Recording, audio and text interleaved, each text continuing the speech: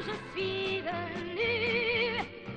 J'étais un peu perdue, mais un jour tu m'as donné l'amour de Paris, de ses faubourgs et de son ciel gris. Ohé, Alain! Ça va? Attention surtout, ne tombe pas.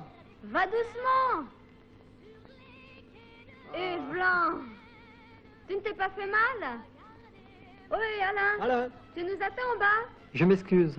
Vous êtes français? Oui? Oui. Pourquoi? Accepteriez-vous de commenter un film didactique sur la France? Oh oui? Pourquoi pas? Je pense, oui. Avec plaisir. Je peux vous apporter, si vous voulez, des livres d'art, des photos, des cartes postales et des diapositives. Alors, nous vous attendons demain. Au revoir. Bon? Oui. Alors, à demain.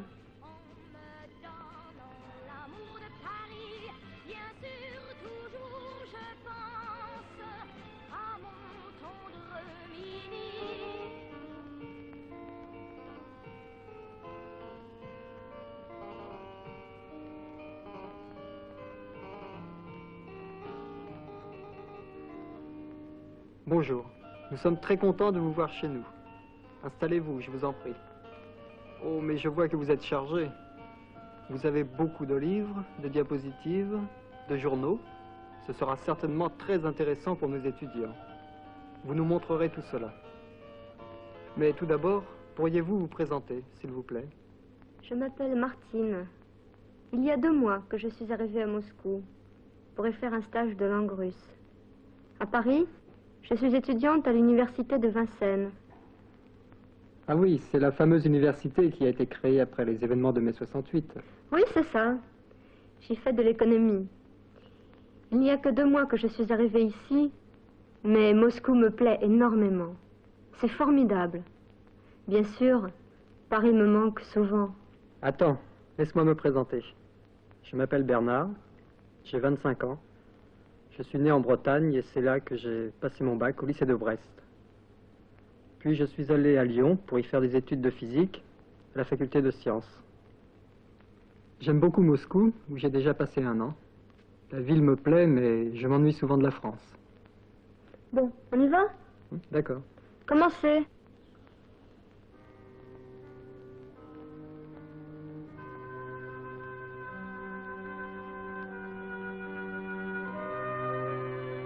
Ma France, notre France, hein Martine? Le doux paysage de la Touraine que baigne la Loire. Tu connais? Oui, bien sûr. Et que penses-tu du Rhône, de la Seine qui coule lentement sous ses ponts? Et la Garonne, donc? Et sur leurs rives, il y a tant de traces du long passé historique et culturel de notre peuple. Des ruines romaines, en passant par tous ces châteaux, jusqu'à nos villes contemporaines.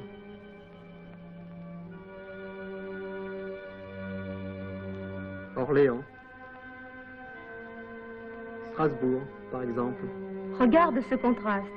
La cathédrale du Moyen-Âge et à ses pieds, un tapis d'automobile. La France est un pays relativement peu étendu. En tout, 552 000 km². Mais ses paysages sont si variés. Des gorges du Tarn aux plateaux monotones et arides du Massif central. Les Alpes aux neiges éternelles. Nous avons tout de même un des plus hauts sommets de cette chaîne, le Mont Blanc. Des mers, nous en avons 4. La mer du Nord, l'océan Atlantique, la Manche, la Méditerranée. Tiens, je suis sûr que ce bateau va à Marseille. Marseille, un port avec sa vie bouillonnante, l'activité incessante des dockers qui chargent et déchargent des cargos venus du monde entier. Ces ouvriers, au visage franc et souriant, burinés par l'air marin, ils ont de solides traditions de lutte. Tu te souviens, Bernard, de leurs camarades aînés qui refusaient de charger des armes destinées à assassiner le jeune pouvoir des soviets? À Marseille, tout le monde a l'accent chantant du midi. Et sur le marché, quel bruit, quelle animation, tu entendrais ça un peu. D'ailleurs, il est facile de distinguer un Toulonnais ou un Marseillais, soit un habitant du Midi, de ceux qui habitent Lyon ou Clermont-Ferrand, par exemple, le centre de la France. Quant aux Parisiens, inutile de dire qu'on peut les reconnaître au premier coup d'œil. Ça, c'est vrai. Montrez Paris, s'il vous plaît.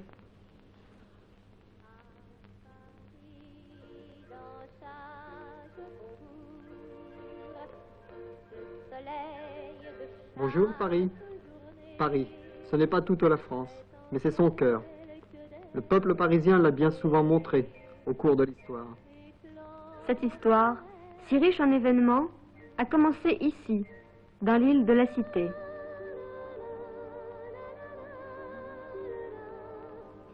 Si vous le permettez, nous voudrions vous raconter en quelques mots l'histoire de Paris.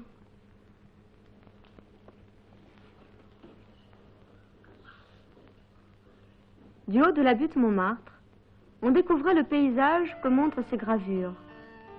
Elles nous donnent une idée de ce qu'il était au XIVe, XVIe et XVIIIe siècle.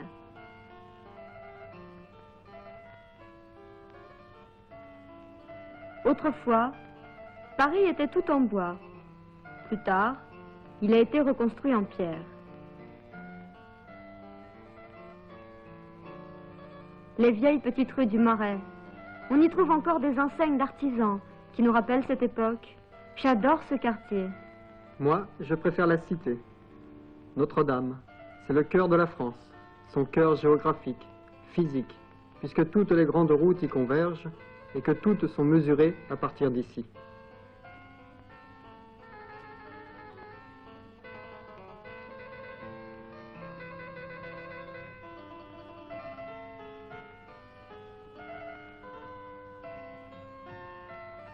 La Seine partage la ville en deux parties. Tous ces ponts, il y en a plus de 30, relient la rive gauche à la rive droite. Le pont Neuf, le pont des Arts, le pont Alexandre III.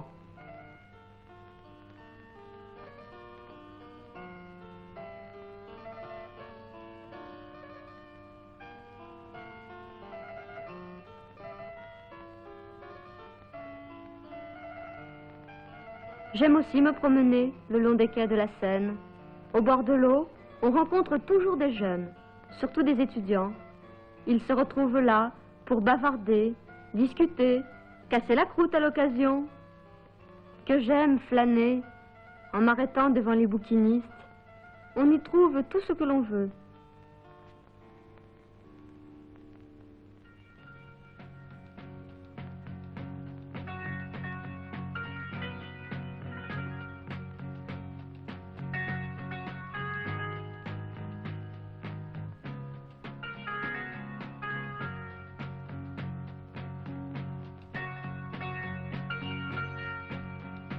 Paris de tous les jours, un jour ordinaire.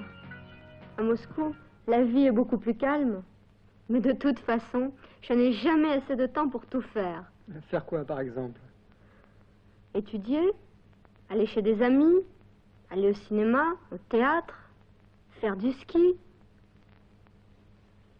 Vous avez encore des vues sur Paris, s'il vous plaît?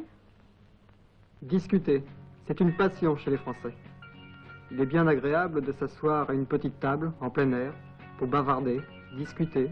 Ah oui, c'est sans doute pour ça que les terrasses de café sont toujours pleines de gens qui ont l'air de discuter toute la journée. Mais on ne fait pas que parler en France.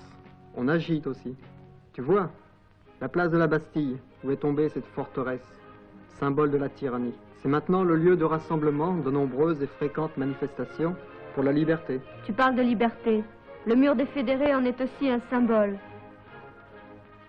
La place Vendôme, c'est aussi un symbole, celui de la bourgeoisie, avec ses banques et ses ministères. Ah, la place de la République. Tiens, c'est là qu'en mai 1968, j'ai adhéré à la jeunesse communiste. Il y a à Paris une place qui porte le nom de Stalingrad, en l'honneur de l'héroïque victoire du peuple soviétique. À l'occasion du 8 mai, anniversaire de la libération de la France, il y a souvent eu des rassemblements de ce genre où se mêlent les anciens résistants et leurs jeunes camarades qui n'ont pas connu la guerre, mais n'oublient pas. Ce sont nos camarades de lutte. Il y a beaucoup de communistes parmi eux. Je suis également communiste. Et toi? Oui, moi aussi je suis membre du parti et j'en suis fière. Voici ma carte du parti. C'est celle de 1976. Chaque année, les cellules organisent une réunion de remise des cartes.